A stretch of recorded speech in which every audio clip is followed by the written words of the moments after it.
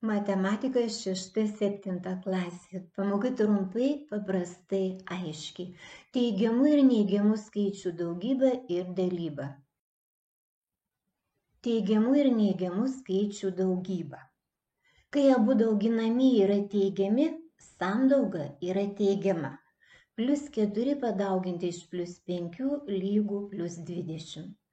Kai abu dauginamieji yra neigiami, sandauga yra teigiama. -4 padauginti iš -5 lygų +20. Kai dauginamieji yra skirtingų ženklų, sandauga yra neigiama. -4 padauginti iš +5 lygų -20.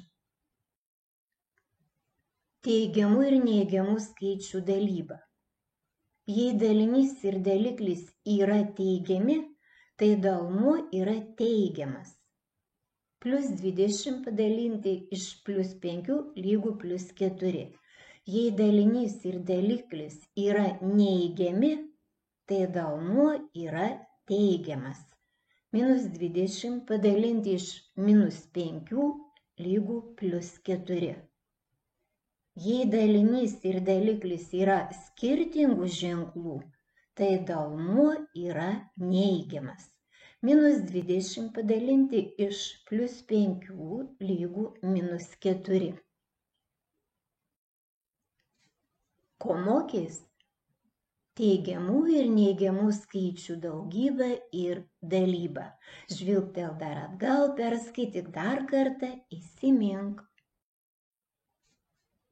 Ką sužinojai, atsakyk į pateiktus klausimus.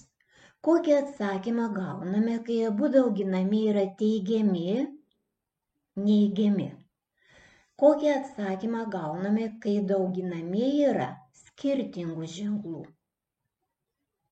Kokį atsakymą gauname, kai dalinys ir daliklis yra teigiami, neigiami?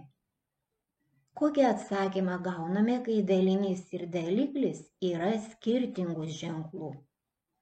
Jei atsakei šiuos klausimus, tau puikiai pavyks atlikti užduotį.